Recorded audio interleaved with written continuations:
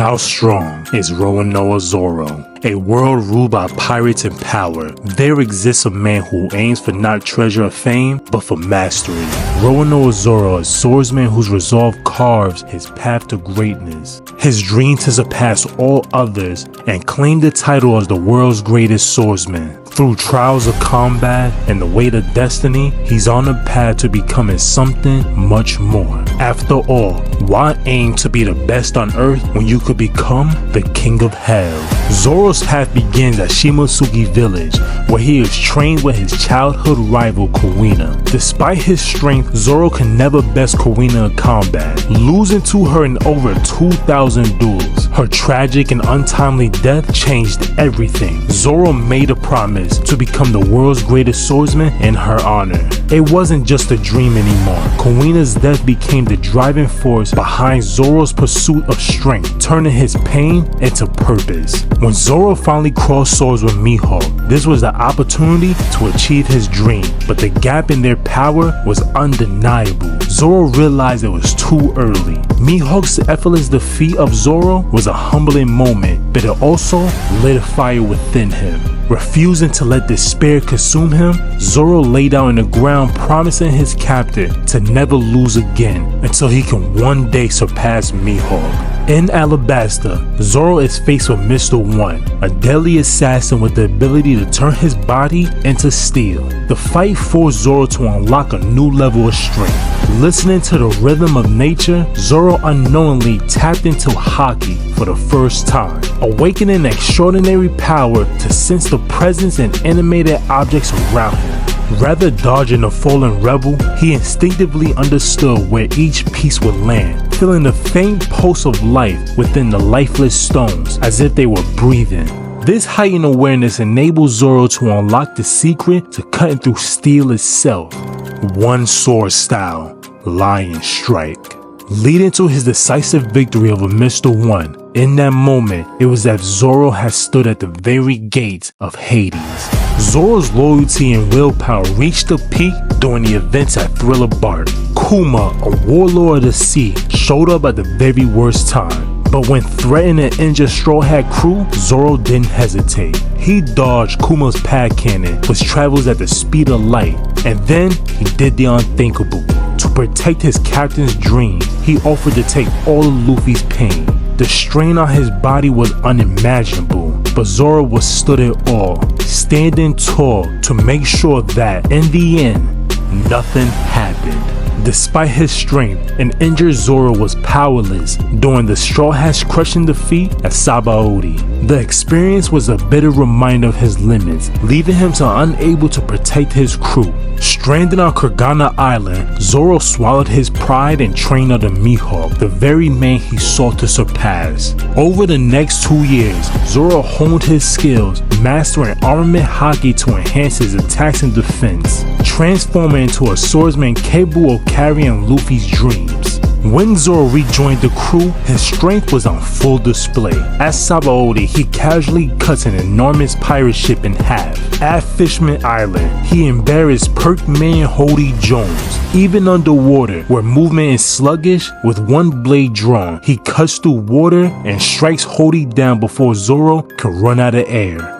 In Dressrosa, Zoro is faced with Pika, an opponent who can manipulate stone and grow his hand to the size of a city. Pika is able to move around the stone, constantly transferring his body all over the country of Dressrosa. However, Zoro's keen instinct allows him to see through Pika's tactics. With his swords coated in Haki, Zoro delivers a devastating aerial slash that shatters Pika's massive stone form, exposing his real body. Then Zoro casually cuts through Pika's full body Haki, but Zoro still hasn't peaked. The land of Wano brought Zoro to a new level of mastery. In an attempt to save Hiyori and Tama, Zoro is met with a member of the worst generation, Killer. After being caught off guard, Zoro finds a scythe buried into his shoulder. Then he puts on a smile that can only reflect the devil. With his monstrous resilience, the scythe embedded in his body is turned to a makeshift weapon. In a spectacular display of sheer willpower, Zoro unleashed 3 sword style, Purgatory Onigiri. cutting through Killer and ending the fight decisively. After passing out, his sword Shusui was taken back to Ryuma's grave, and because of this, he already entrusted Zoro with the legendary blade Enma.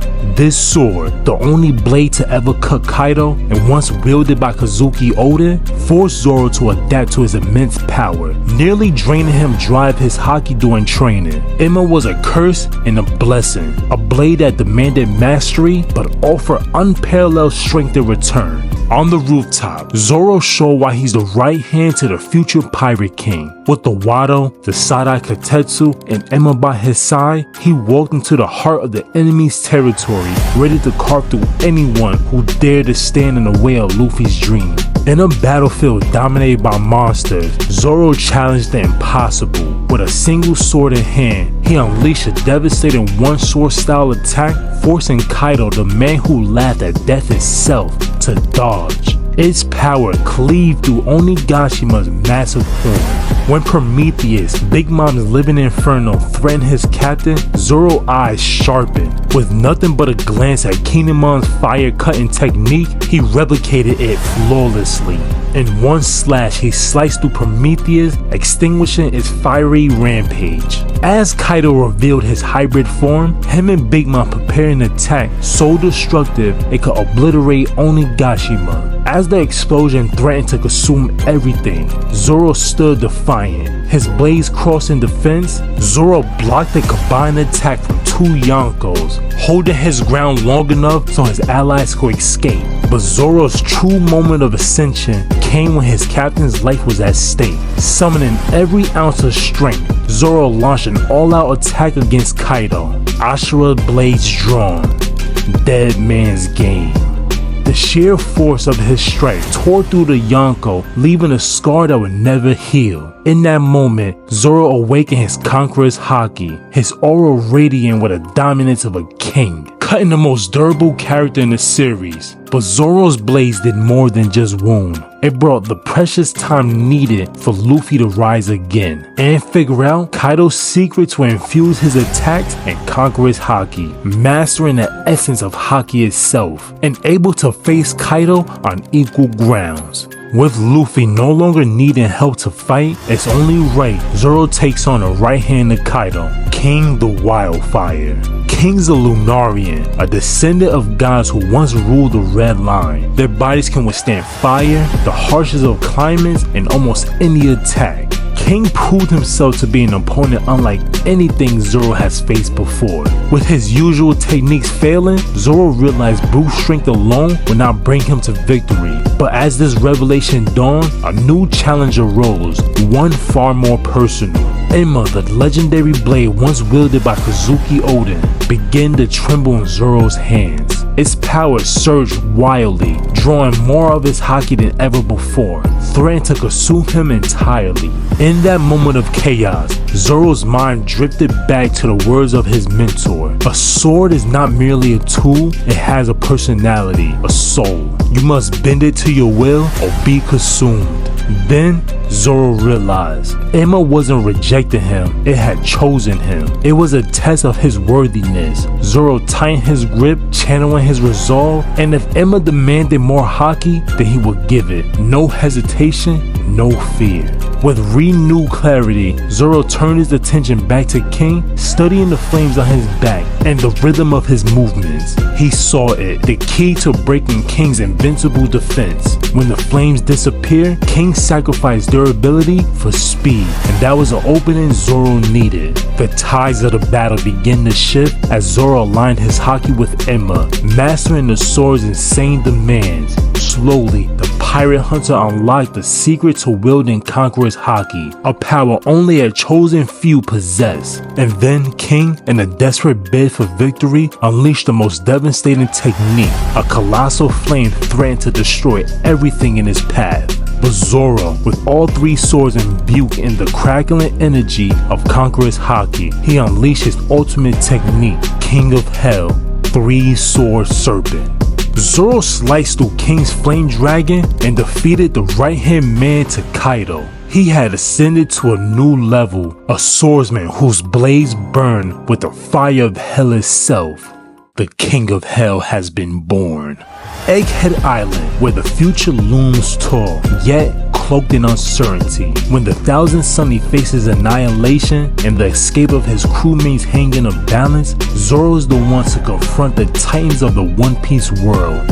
Saint Ethan Baron Vinos Joros, a member of the monstrous Gorosei. Their conqueror's Haki collide with the force that shakes the battlefield, and against all odds, Zoro holds his ground, fending off a being of godlike power.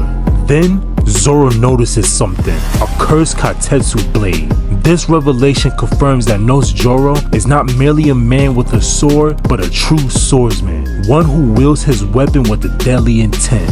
Undefeated in the New World, Zoro has demonstrated his immense power through incredible feats, blocking a combined attack from 2 Yonkos, scoring the most durable character in the series, unlocking a rare ability of Conqueror's Haki Koden, overpowering the complete strength of a Lunarian, clashing evenly with possibly the strongest swordsman, and earning a bounty that exceeds 1 billion berries. These feats elevate him to the level of a Yonko, a swordsman who with each swing carves his name into history. But why settle for being the world's greatest when you could ascend beyond, claiming the throne as the king of hell? Yo, it's Zazu, and if you enjoyed this video, subscribe, like, hit that notification bell so you never miss a Zazu upload. But let me know in the comments, what swordsman is stronger than the king of hell himself? Drop any video suggestions for the next one. Zazu, signing out.